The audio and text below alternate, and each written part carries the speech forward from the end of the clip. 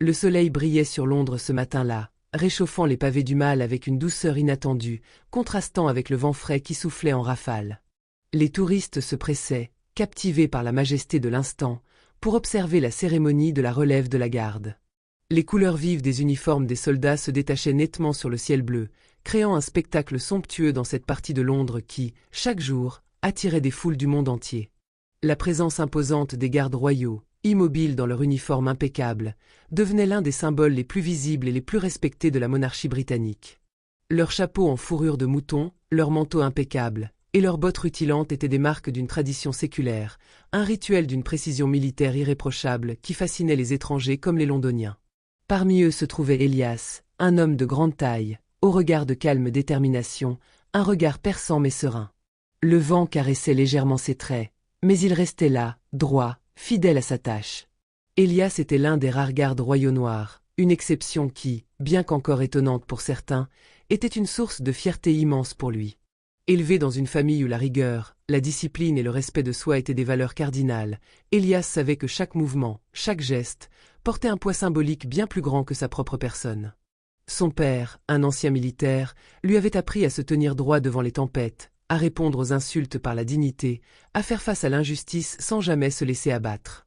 Sa mère, quant à elle, avait toujours souligné l'importance de la dignité personnelle, un rempart contre la haine et la petitesse du monde. Elias portait ses enseignements comme un manteau de fer, et les jours où les regards furtifs ou les mots durs fendaient l'air autour de lui, il les laissait glisser sur lui comme la pluie sur un imperméable. Ce matin-là, comme tous les autres, il attendait, silencieux, immobile, son esprit concentré sur la cérémonie et ses responsabilités. Mais il ne savait pas encore que ce jour allait être différent. Un moment de tension allait bientôt surgir, un affront qui, loin de le déstabiliser, allait mettre en lumière la profondeur de sa résilience. C'est alors qu'une voiture de luxe, noire et brillante comme une ombre dans le soleil, ralentit et s'arrêta devant la clôture du palais. Les roues crissèrent légèrement sur les pavés, et la portière arrière s'ouvrit avec une lenteur théâtrale. Une femme sortit de la voiture, hautaine, vêtue d'un tailleur de haute couture qui scintillait sous la lumière du matin. Ses talons résonnaient contre le sol pavé, accentuant l'assurance de ses pas. Elle était suivie d'un petit groupe de personnes, tous jeunes, bien habillés, observant le monde comme si tout lui appartenait. La femme se dirigea droit vers la barrière de sécurité où Elias se tenait, son regard tombant immédiatement sur lui. Leurs yeux se croisèrent, et elle le fixa longuement, comme si elle venait de découvrir un intrus dans un lieu où il n'avait pas sa place.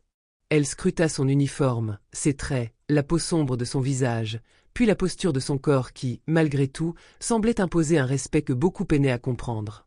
Elle laissa un petit sourire dédaigneux s'étirer sur ses lèvres, un sourire qui n'atteignait pas ses yeux, qui trahissait une froide méprisante condescendance. Elle s'approcha de la barrière de sécurité, les yeux toujours rivés sur Elias.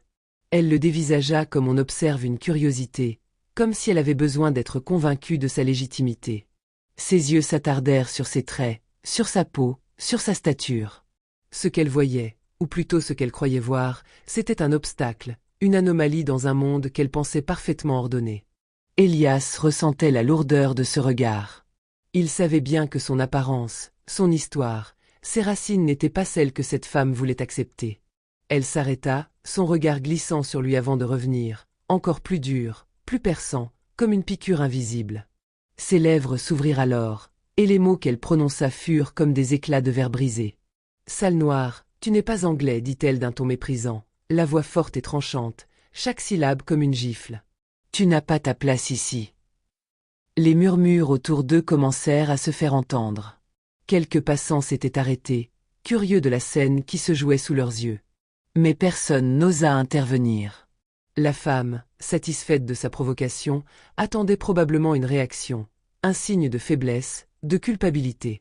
Elle n'avait pas compris qu'elle venait de s'attaquer à la personne la plus calme et la plus stable de toute la place. Elias, lui, ne bougea pas d'un pouce. Ses poings étaient serrés mais invisibles sous ses gants blancs, et sa mâchoire se crispa légèrement, une tension imperceptible qui montrait à quel point l'insulte le frappait. Il savait que des remarques comme celle-ci faisaient partie du lot qu'il devait affronter. Après toutes ces années de service, il était devenu expert dans l'art de ne rien laisser paraître, de camoufler ses sentiments derrière une façade de rigueur militaire. Mais chaque mot, chaque insulte, qu'elles viennent d'un inconnu ou d'une personne en position de pouvoir, le perturbaient profondément. La femme ne semblait même pas se rendre compte de l'ampleur de ses paroles. Elle continuait de scruter Elias, son regard toujours hautain, comme si elle le trouvait indigne d'être là. Elle balaya le reste des gardes du regard, mais son attention revenait constamment vers lui, comme un reflet inconfortable qu'elle ne pouvait ignorer. Elle allait s'éloigner, visiblement satisfaite de son triomphe, quand un jeune homme, l'un de ses assistants, s'approcha précipitamment, tentant de l'escorte pour la faire avancer. Mais avant qu'il n'ait pu faire un geste, Elias, d'une voix calme mais ferme, prit la parole. « Je suis anglais, madame, dit-il sans jamais la quitter des yeux. Et je suis ici pour représenter mon pays avec honneur. » Un silence lourd tomba sur la scène. Les murmures cessèrent instantanément. Le ton de sa voix était si calme, presque prophétique dans sa sérénité, qu'il cloua la femme sur place. Son regard se durcit alors, mais un frisson d'incertitude passa dans ses yeux. Elle n'avait pas prévu cela. Elle n'avait pas prévu qu'un homme comme lui, puisse répondre ainsi. Pas avec colère, pas avec violence, mais avec une dignité qui déjouait sa vision étroite du monde. Elias la fixa, sans fléchir, sans perdre une seconde. Il savait que ce moment pouvait soit la renforcer dans ses préjugés, soit l'ébranler, mais il n'était pas là pour elle. Il était là pour lui-même, pour son propre honneur, pour tout ce qu'il représentait. « Je ne connais pas l'endroit d'où vous venez, mais ici, nous respectons les gens, quel que soit leur teint de peau, leur passé ou leur statut, continua-t-il, sa voix toujours mesurée mais pleine de certitude. Ce n'est pas à vous de me juger. » Elle haussait les sourcils, l'air visiblement choqué par la tournure des événements. Ce n'était pas la réaction qu'elle attendait, loin de là. Elle avait compté sur l'humiliation pour faire taire Elias, mais au lieu de cela, elle venait d'inviter la foule à la défier. La scène qui se déroulait sous ses yeux était loin de la maîtrise qu'elle croyait avoir sur la situation. Elle sentit l'air s'alourdir autour d'elle, un malaise palpable s'installant dans les regards des spectateurs. Les murmures commencèrent à s'élever. Qui est-ce qui se croit pour parler ainsi? Il a raison, il mérite le respect. Ces mots, bien que chuchotés, étaient clairs dans le silence croissant. L'effet d'une telle confrontation était difficile à ignorer. À quelques mètres de là, un autre garde royal, l'un des compagnons d'Elias, observait la scène. Non seulement il se rendait compte de la situation tendue, mais il percevait aussi la profondeur de l'humiliation que la femme était en train d'imposer à Elias.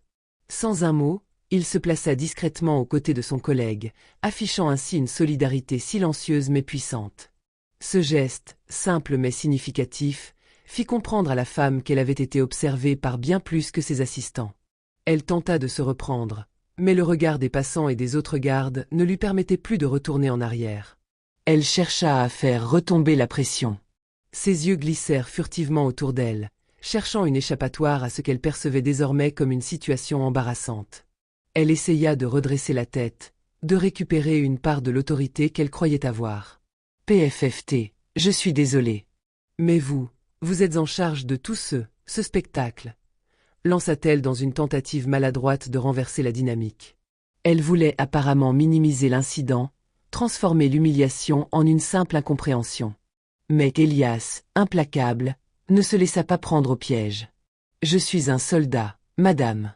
Pas un spectacle. » Sa voix ne laissa aucune place à l'ambiguïté, et sa posture, plus droite que jamais, exprima toute la dignité qu'il portait en lui. Il tourna le dos à la femme sans chercher à la regarder davantage. C'était un geste silencieux, presque symbolique, qui signifiait qu'il n'était pas là pour se justifier. Il était là pour représenter quelque chose de plus grand que la personne qui venait de l'insulter. La femme, piégée dans sa propre arrogance, se tourna vers ses assistants, cette fois-ci incapable de maintenir la fierté qu'elle avait exhibée quelques instants plus tôt. Elle fit volte-face, hâtivement, et s'éloigna en murmurant quelque chose d'incompréhensible. Ses pas résonnaient dans le silence qui s'était installé, alors que la foule, presque solennelle, observait son départ. Les murmures dans la foule ne cessèrent pas immédiatement, mais les gens s'éloignèrent progressivement, prenant des photos, partageant leurs impressions. Cependant, un respect étrange flottait désormais dans l'air. Elias était resté là, droit et inébranlable, et c'était ce qu'ils allaient tous retenir. Le respect ne se gagne pas par des mots blessants, mais par la manière dont on répond à l'injustice. Quelques heures plus tard, alors que la cérémonie touchait à sa fin, Elias se tenait toujours là, impeccable dans son uniforme, figé dans son rôle, un monument de discipline et de dignité. Alors qu'il s'apprêtait à quitter son poste, une journaliste s'approcha de lui, son appareil photo suspendu autour du cou. Elle l'avait observé tout au long de la scène et voulait en savoir plus. Elle était fascinée, non seulement par le calme d'Elias, mais par la manière dont il avait maîtrisé la situation sans se laisser emporter par l'émotion. « Excusez-moi, monsieur. Je suis journaliste pour le Times. Je suis impressionnée par la manière dont vous avez géré cet incident. Pouvez-vous partager vos réflexions ?» demanda-t-elle avec une curiosité respectueuse. Elias, tout en maintenant son calme, répondit avec une simplicité désarmante. « Chaque jour, en tant que garde royal, je porte ce que représente l'Angleterre. Ce n'est pas simplement une tenue, c'est un honneur. Je n'ai pas besoin d'être jugé par quelqu'un qui ne comprend pas ce que cela signifie. » Ces mots étaient réfléchis, mais chaque syllabe portait une vérité profonde. Il n'avait pas besoin de se justifier. Il était là pour une raison, bien plus grande que les préjugés de certains. Le lendemain matin, le quotidien Times publia un article titré « L'incident de la femme raciste et le garde royal, dignité face à l'injustice ». L'article relatait l'événement avec un ton factuel, mais soulignait la manière dont Elias avait réagi face à l'attaque, transformant un moment de honte en une victoire de dignité. Ce qui avait commencé comme une tentative de dégradation avait été renversé, non par la colère ou l'agression, mais par la sérénité d'un homme convaincu de sa valeur et de son rôle. Les réseaux sociaux s'enflammaient à leur tour. Les hashtags dignité royale et #respect Elias virent le jour, et des milliers de messages de soutien affluèrent. Les gens exprimaient leur admiration pour le calme et la force d'Elias face à l'intolérance. L'histoire ne se contentait pas de circuler comme une anecdote, elle devenait un symbole. Un symbole de résistance à la haine et au racisme, mais aussi de la puissance tranquille de l'humanité et de la dignité dans les moments d'oppression.